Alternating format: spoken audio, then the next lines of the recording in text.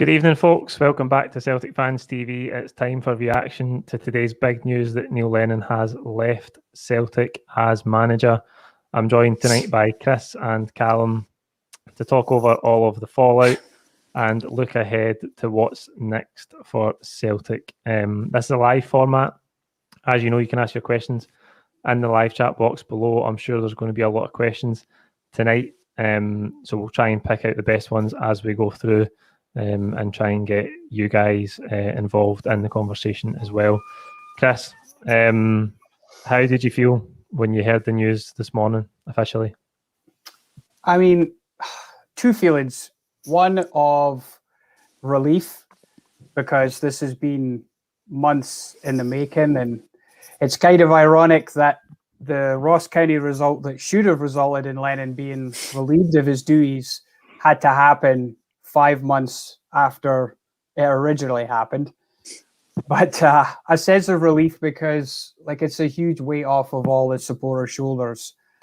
I know we're not going to get into Lennon's legacy, but his I can't say enough about what he's done for the club, both as a player and as a manager, and what he had to live through as well.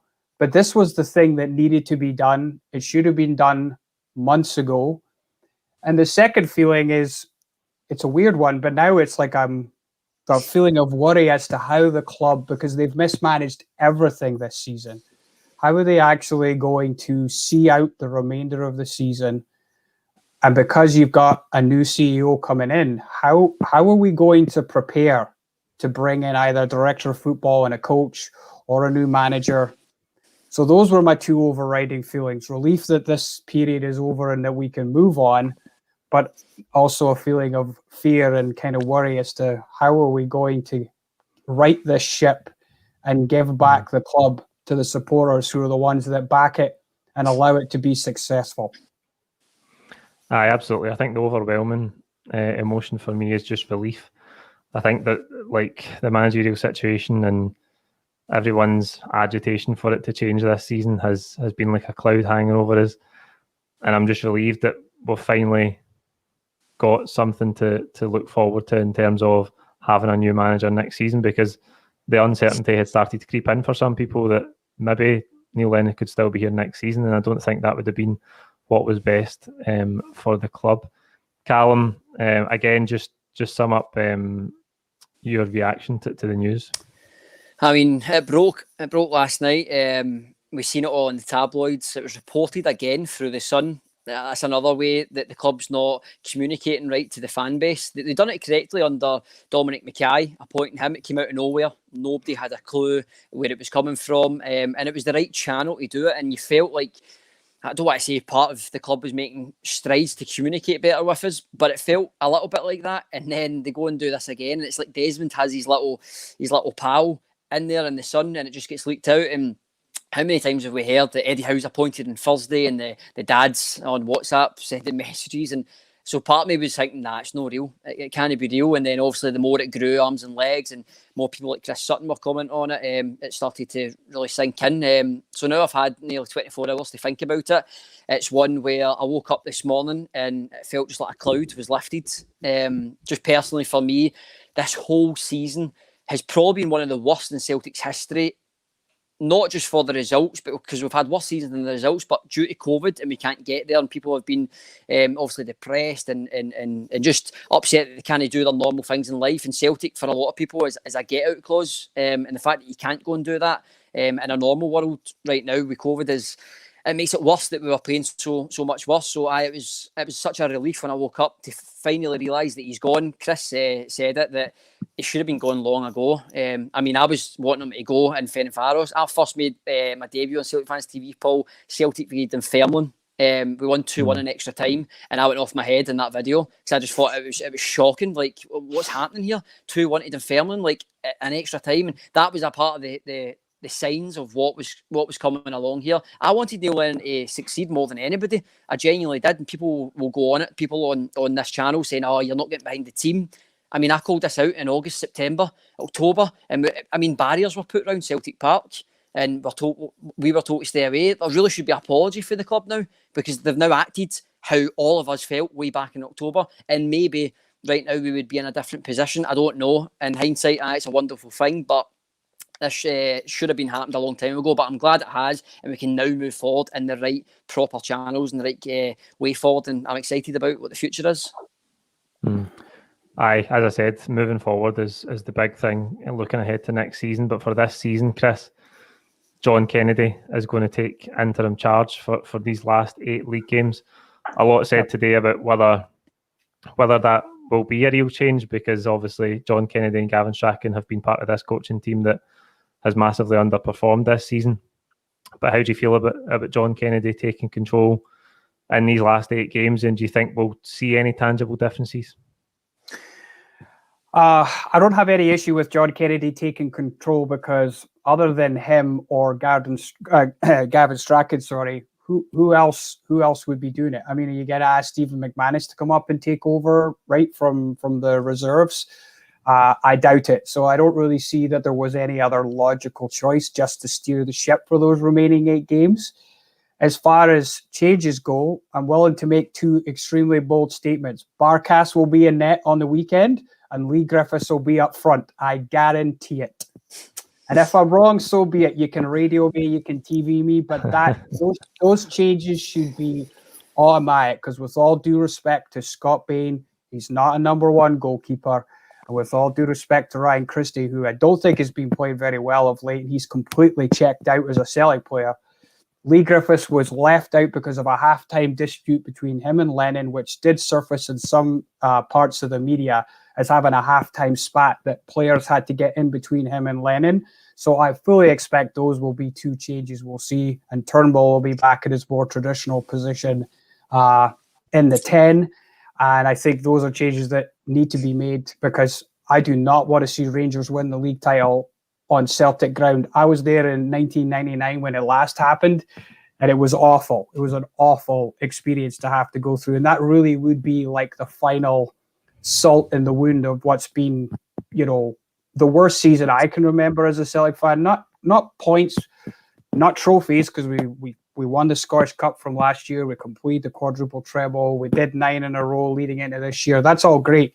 But just the way the club's been run, the way the fans have been treated, just with complete disrespect. And I'll say this, COVID has shielded the club from what would have been a far worse experience if the fans had been in the stadium making their voices heard during the games and the performances that we were subjected to. So as much as the pandemic's been awful for people, and I wouldn't wish any bad luck and any bad experience on anyone, the club has been able to hide behind the fact that there's no fans in the stadium. So that's a long-winded answer, I know, but just a few things I wanted to say that I felt were connected. No, it's fine. We'll need to get you on for the post-match on Saturday to see if your guarantees come in. Okay. Account on them. All be accountable. I just want to bring in a couple of super chats. No idea how to pronounce that name, by the way, but thanks very much. Harvey Dent was right. You either die a hero or live long enough to see yourself become the villain. That's Lynn's managerial time in a nutshell. I think, to be honest, we all know that it was going to end like this. I think the problem was that he was given the full-time job in the first place back after the treble final. We had a brilliant season last season. We did end up completing a 4th treble in a row. But when you contrast how Neil Lennon's legacy could look if he'd won that treble and guided us through that rocky period after Rodgers left and then departed and we'd brought in another manager, to how it is going to be now after how this season's unfolded, those are 2 very different prospects. Callum, we've got to obviously think about what's next, and we'll come to all the names run along the bottom of the screen in terms of replacements for the next head coach. But do you expect it to be director of football? It's been confirmed in media outlets that the club are interviewing for that position just now. So I don't think it's any secret that we are going to have one starting next season. Do you think that will be the next step before we look at a manager? Well, that's the rumours that are going about. They've been going about for quite a while as well. It's strange because way back in maybe November time, we were all wanting the 2 L's out of the club, which was Lawwell and Lennon, and they're both out of the club. So now that it's happened, I do see that we'll get a director of football. I think the boy Harkin from Man City was getting spoken about. There was a boy that has, can't remember his name, but he'd been at Bournemouth and Tottenham. David Webb, yeah. David Webb, who's very experienced, but still at a good enough age, like a young age, still. And he worked with, I think he worked with Graham Potter at Osterson's as well. Osterson's, and he worked with Eddie Howe, and he worked with Pochettino as well. So he's worked with very extensive and experienced managers. I think we will go with a director of football this time. And even I don't know, did you see Brendan Rodgers' comments today about the director of football saying that every big club needs one? It's like a necessity. You must have a director of football at your club. So Brendan Rodgers has said it as well. Maybe that's one of the reasons, maybe why way back then he left. I don't know, but I think we will go with a director of football. Who that will be is as good as anyone's guess, but I think they will bring somebody in. Chris, I don't know how much you know, but Fergal Harkin, he does seem to be the one that's rumoured to come in. Works at Man City. I think he manages their loans for a lot of their youth prospects. How would you feel about that appointment? I think he's ever had the title director of football. I don't know how much that matters, but you would think that there's some close links there. Knowing that we have a history of dealing with Manchester City, I think Peter Lawwell's son might actually work for them as well. And there's obviously the Irish connection too. So for me, it seems a little bit too close to home, a little bit like the net hasn't been cast wide enough if that was who was to come in. But what do you make of that one? Yeah, I'll be honest, I don't know much about Fergus. I mean, the other name that's been touted around is Ralph Ragnick, right? As another potential person who could do that job. But like, yeah, that's a very high profile person. Like, he's considered one of the top coaching football executives in all of world football. Like, that would be some kind of coup. In principle, I think we do need that. But here's where I think the problem lies in, like, in terms of the speculation. Like, Dominic Mackay has to come in, and as the new CEO, he's going to want to assert his authority and his influence on the club in terms of how we're going to restructure it and how we're essentially going to reinvigorate it, right? Because let's be honest, as much as we've had 9 years of total dominance, we've made some fundamental mistakes that have led us to be in this position. Len Law staying in charge for so long is probably one of them. The gross mismanagement of what after Rodgers left, fine, give Lennon the job to the end of the year. I could have been behind that, but long term, we all now know, in hindsight is 2020, that wasn't the right decision, but he did still bring us success last year, and I'm grateful for that. But I think a director of football is the right job. So whether it's Fergus, whether it's Ralph Ragnick or somebody else, I actually think that is what's needed, because you need someone to be managing the players on the park. Let the coach do that. Take training, develop the tactics, the formations. The in-game management has been sorely missing. So leave all the other stuff to a director of football. And the reason I think that role will happen is because Dominic Mackay is coming from a rugby background. If you want to do the right thing for the club right out of the gate, it is having a director of football. It's worked at Man City, like they have it, and Guardiola seems to work really well under that structure. So I do believe that's the way to go, and I guess time will tell. But I doubt that appointment is made until Dominic Mackay is in the role. Yeah, I think a lot of the time in this country, we think that big managers want to come in and have their own way of doing things and they aim to be the figurehead of the club. I think that is gradually becoming outdated, and I think we definitely, I think it's the right way for us to go, to bring a director of football in. Callum, it's time to talk about potential candidates. Gary Mackey is asking, is the current state of the team and the club appealing for a big name manager? Now, rolling along the bottom of the screen are the current bookies' favourites. Now, I know bookies' odds mean absolutely nothing when it comes to this stuff. If somebody went and put 100 quid on Alex Neil, he'd probably move from about 20-1 to 5-1. So I know they don't mean a lot. I think Roberto Martinez was second favourite yesterday and he's moved out already. So they mean absolutely nothing. But of those names there, and thinking about Gary's question, given the rebuild that we do have on, probably going to lose a lot of key players in the summer. New chief executive, new director of football, it's going to be a big challenge. Do you think that the Celtic job is still a good prospect for a top manager?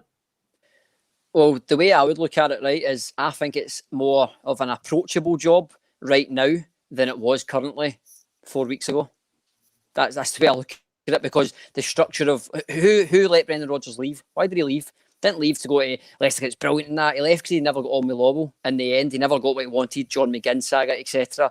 And Lowell, we all know that he's wanted to handpick everything that he does at this club. So my question would be is, well, if we got Rodgers under that regime and under Lowell, who is nitpicking at every corner, then somebody like Dominic Mackay that will come in and work on the financial side, and a director of football will work on the football side, then I see it as more of an appealing job. You just have to look at Rafa Benitez. Why did he go to Newcastle? To win the Premier League? No, they fight relegation every single season, but it was a challenge, and top-class managers look at challenges like that and they take it on. They think they can do better. So I think that it's an appealing job to any manager out there. You just need to look at Hearts. They had a documentary. They were bottom of the league and they got over 100 applicants when they were bottom of the league. Still got over 100, and it's Hearts. So you're talking about Celtic that are competing throughout Europe, competing for trophies. Even though this year, but most years we compete for it. I mean, I hate saying that. You've got a chance of Champions League because our record in Europe is horrendous in the Champions League, but it is something there. And somebody like Eddie Howe, who I've been fascinated by and I would love at Celtic, he's very meticulous in what he does. He's a big fan of Rodgers. He's very stylish and the same as Rodgers, in the same type of mould.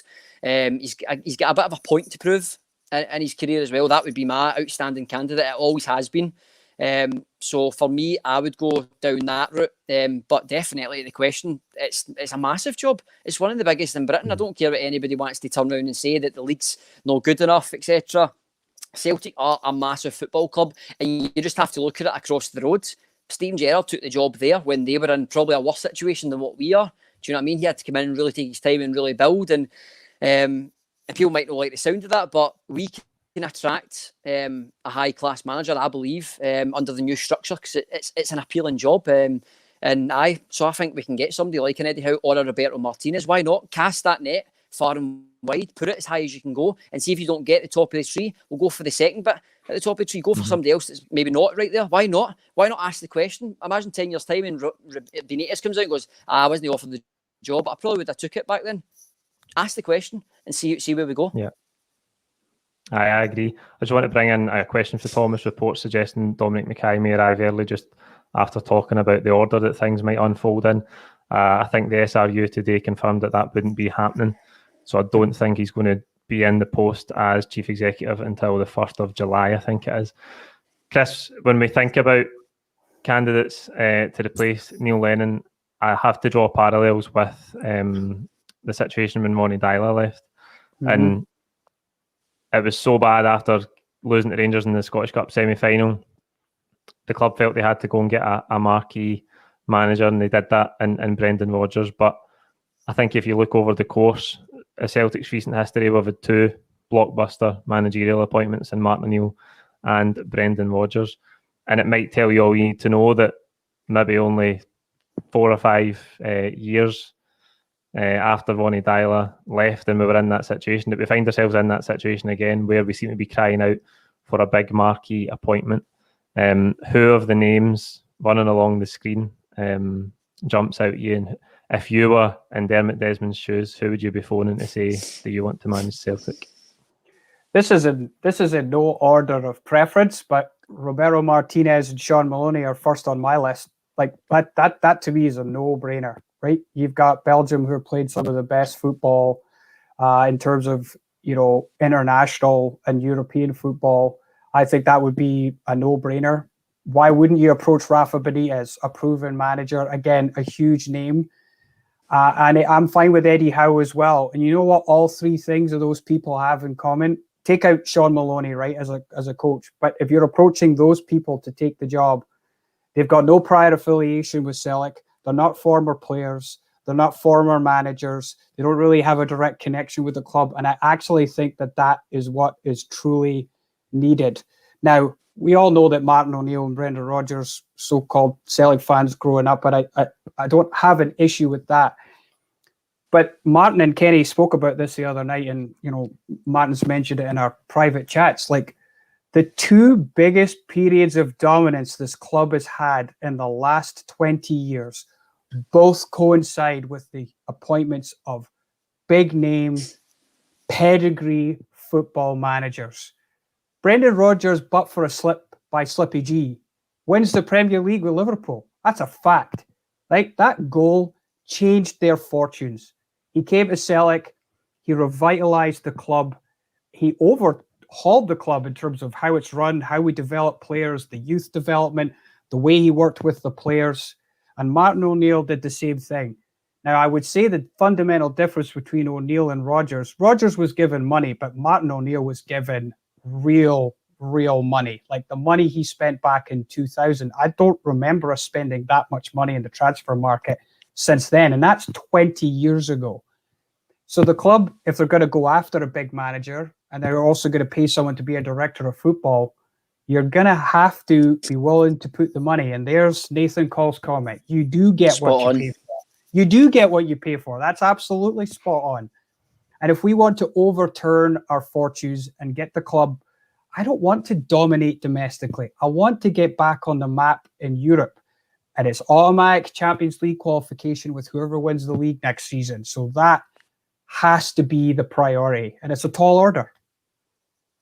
I think next season, we have to get it right next season. Whatever decisions we make in the next few months, we have to get it right next season, because the carrot of Champions League group stages for the team that wins the league next season is massive. Callum, there is trepidation, shall I say, amongst some supporters. I think that Celtic will go for the cheap option, and obviously that's based on some history. Steve Clarke has been discussed a lot today. I don't know if he is the cheap option, but some people seem to think that he might be the man that we look to. I'll go first on this one. It can't be Steve Clarke. I don't think Steve Clarke can manage Celtic. And that's not to say that he's a good manager. He's done really well wherever he's been.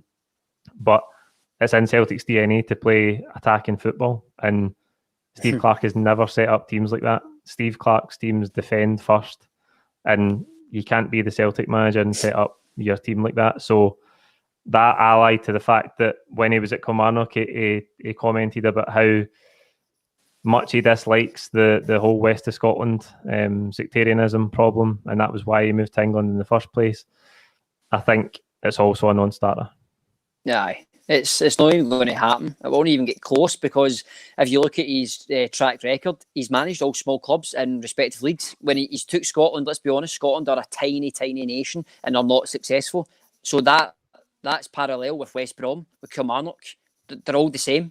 So he does well at small clubs, but he's never going to get a Celtic job. I mean, if it was me in charge, he wouldn't even be getting interviewed for it. He's just a Gordon Strachan without ginger hair. Not for me. He plays boring football. Just going back to that point, I don't want to go over it too much. Sorry, how you go? If he'd done as well as Gordon Strachan, we're doing all right last time. Exactly. But I don't want to go too far back, right? But I seen a message, right? Neil Lennon, first time round, got 300 grand. That was his salary a year, right? The second time round, it went up to £1.6 million. That's some jump from going to Bolton to Hibs then back to Celtic, and he got 1.6 million. So that is only 900 grand less than what Rodgers got. Compare the two.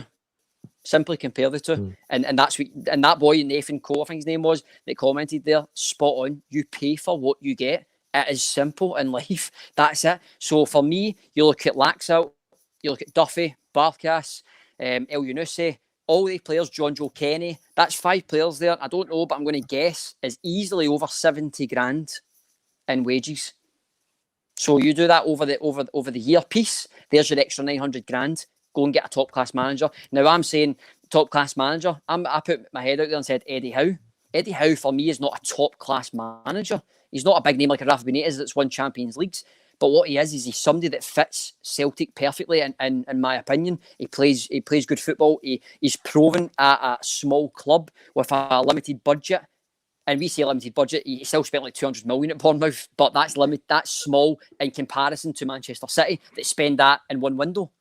So that is small. So when you put him in our situation in Celtic and he's been given a 10 million budget for the window, go and do your best. He's got a proven track record to get Bournemouth through every single league up to the Premier League and remain them in there for 5 years. And as like all clubs, it becomes stale at some point. Look at Jurgen Klopp at Liverpool right now. He's brilliant for them, but it's going stale. That's people might go, but he failed at Bournemouth and he got them relegated. It happens at every single big club. That's natural. It's the time you have to change. So I'm not asking for a Rafa Benitez out there, and I don't see Eddie Howe as a massive appointment, because if he was, he'd be in a job right now. Simple as that. So I'm telling the board, pull your finger out and get him into the club. He's not going to cost you much more than what Neil Lennon's cost you. And look at what Neil Lennon has cost us. He's not cost us 1.6 million. He's costed about 30 million. By failing on so many failures. So if the board were ever listening, which they will only be because they're arrogant that way, but I would say go and get Eddie Howe in. Get him in. He's not going to be that much dearer than what Neil Lennon was. Yeah, I think he's been linked with Crystal Palace and Newcastle recently, Eddie Howe. But in terms of your point about getting what you pay for, we've got the ability to pay managers really well, and we've done it in the past. That means that we can do it again, and we've talked before about the investment in a good manager gets you back the money in spades, because you sell out the season tickets, you've got a much better chance of making the Champions League. It compounds making the investment in a really good manager. But I want to bring in on you go, mate. Sorry, mate. I was just going to say quickly, you covered it months ago, right? Why do we not treat our managers like the way we treat our superstars, like our Edwards? Oh, talent, right, £9 million there, because we know we'll double it, triple it. We know. So why are we not treating our managers and our staff like that? They have got to be the number one asset at the club. We want other teams going, oh, I fancy him. He's a brilliant manager. Maybe we can get him down here and talk. Why not get a revolving door like that? The way we try and do it with our players, why can we not change that mentality and keep it at the manager's level and keep turning them out? Like Atletico Bilbao, they always bring in the best managers possible because they only have a small pool of where they can buy players from. So they get managers that can work with the current crop and turn them into better players. And that is what Rodgers was. And that goes back to that comment, you pay for what you get.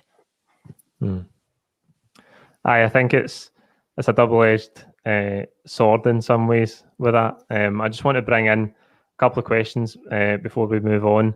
Cameron Bowe's asking if you could pick who the next manager would be, who would pick? You've talked about Roberto Martinez earlier, Chris, and he is probably who I would pick if I had my choice. But he was linked with the job before Neil Lennon got it in 2019, and his agent came out and basically refuted the claims that it was a wee bit putting two and two together and getting five because he's got a Scottish wife and he's played in Scotland, but he was happy at Belgium. He signed a new contract between then and now, and his contract runs until the 2022 World Cup in Qatar, which is in December 2022. So I just don't see it. I would love it, but I just don't see it. And I'm probably in the same boat as Callum.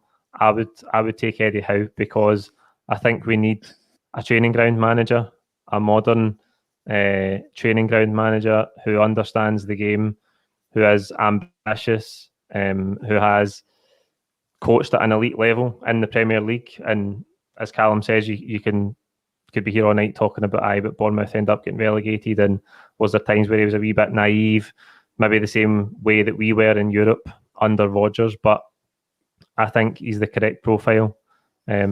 So if I could pick, it would probably be Eddie Howe, certainly out of those names, running along the bottom of the screen. Chris? If I could just quickly, before you ask your next question, Paul, the one thing I would say is a lot of comments about, we spent 5 million on Barkas, we spent 5 million on Ajay, and it's wasted money. I'm not willing to write those players off yet, because part of me does believe the current coaching setup did not allow them to blossom into the players I think they actually are and could be. So I'm not going to pass judgment on like a failed season under brutal circumstances combined with the mismanagement of the club at all levels to say that those players are completely written off, because I think that that's really unfair. And like that would be 10 million wasted. But I think we're not there yet to be able to say that these players can't flourish under a man manager who's going to be there to help them with their development. That's the only thing I wanted to say on that. So back to you, Paul. Callum, obviously talking about director of football as well, we've got Nicky Hammond in place just now. Do you think that his time might be up as well, certainly for looking at bringing a director of football in. Aye, he's gone. He was just a stopgap that was brought in, and it feels like that since Rodgers has left. I hate going back to it, but it feels like everything that we've done has been a stopgap, and this is eventually catching up with you and slapping everybody in the face and going, "Told you, I told you it was coming," and you just wanted to keep pushing it and buy and buy and buy, and it's like I mean, some of the signings have been so bizarre.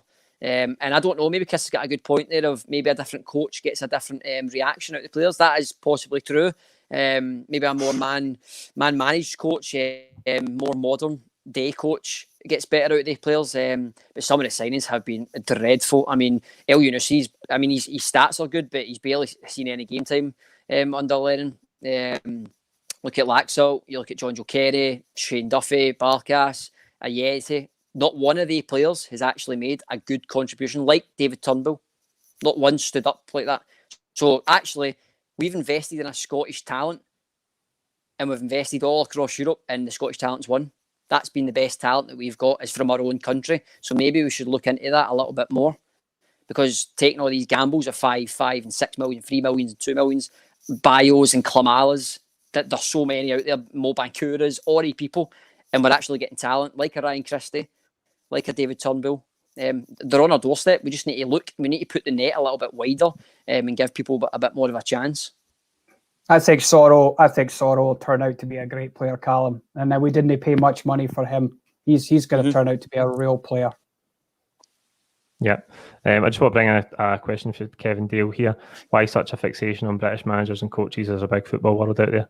I couldn't agree more. And I'm certainly of the opinion that we should try and get away from a Celtic man for just a Celtic man's sake. It should be the best person to do the job. And if that is someone from further afield, I know that in times before, people will tell me that, Joseph Engels didn't work, and they'll throw up all of these different examples of foreign managers and even foreign players who come to Scotland and it doesn't quite work out at times. But I'm all for casting the net as far as possible and bringing in the best people that we can find. Absolutely. There's so many names that have ran through the comments over the piece here. Somebody mentioned Julian Nagelsmann up there. I think he's Real Madrid bound.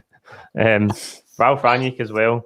Ralph Rangnick is another one who's probably pie in the sky, but I mean, absolutely ideal candidate in terms of a director of football and the experience that he has in working in clubs like Salzburg and Leipzig, who are not the biggest clubs in the country that they're in, so they have a small budget. Celtic is the biggest club in its country, but we don't have the biggest budget in the world, and I know people will compare Salzburg's ownership in terms of Red Bull to ours, but I think we've got to find a way of maximising the club's potential, and I think the club has absolutely massive potential, and in order to do that, we've got to bring the highest calibre people in, Chris.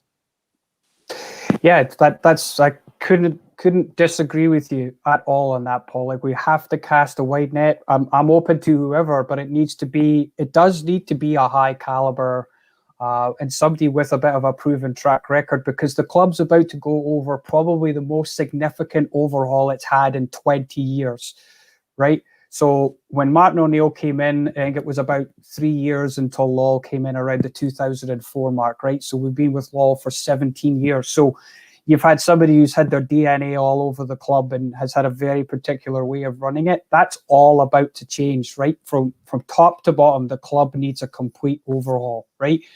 So that's no small task.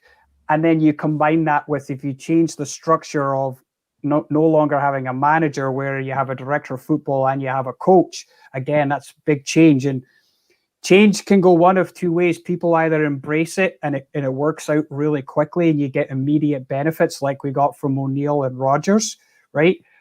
Or it goes the other way, right? Where change isn't so great. And even though Dyla won those 2 titles and whatever, like, I could have won those 2 titles. You could have won those 2 titles. Like, let's just be really honest about that, right? So, and people don't like this, but Rangers have massively improved under Steven Gerrard, right? People don't want to hear that, but they're going to be tough to beat next year. And why I make the comment about the changes, you're going to have to get this absolutely right and get it right really quickly. And the other thing that's really important is the manager and what happens with that immediate structural change is going to dictate how many fans renew their season tickets and put money into the club to be able to support that new hierarchy, both with director of football and coach or manager and net new players. Because we haven't talked about it, but there are going to be some significant holes in our squad next season. Huge holes. Players are going to be sold. Players are going to leave. Players are going to retire. It's the biggest change we've gone through in 20 years. Absolutely. I think we'd be here to next Tuesday if we started talking about all the problems in the squad and stuff like that. I thought Callum had fell asleep there for a minute. Either that or his connection had dropped for a second. Callum, I just want to run through quickly before we talk about implications for Saturday in terms of John Kennedy taking charge. I just want to run through the names that we haven't talked about on that list that's run along the bottom of the screen. Frank Lampard is a no for me. No. Hasn't done enough at all. I mean, Rafa Benitez, brilliant. I think there was rumours that we spoke to him, obviously, before we gave Neil Lennon the job. But again, I think he's probably just out with reach. Roy Keane, I mean, do me a favour, as Roy Keane would say himself. I don't think Roy Keane has, I mean, his managerial record probably proves it. And he's a good pundit because he likes to rant and rave, but I don't think he's got the qualities to come in and be the Celtic manager. He's probably the type of manager that we're trying to move away from, like the old-fashioned motivator, and Alex Neil is there as well. So do you want to give us your thoughts on some of them before we round up? I know they don't look the same, but Roy Keane and Neil Lennon is like doppelgangers and of coaching a team, if that makes sense. They don't look anything like each other, but that's how they both coach the same. I've got an idea that's how they do it. Roy Keane and like the Canios, they can all stay away from the club.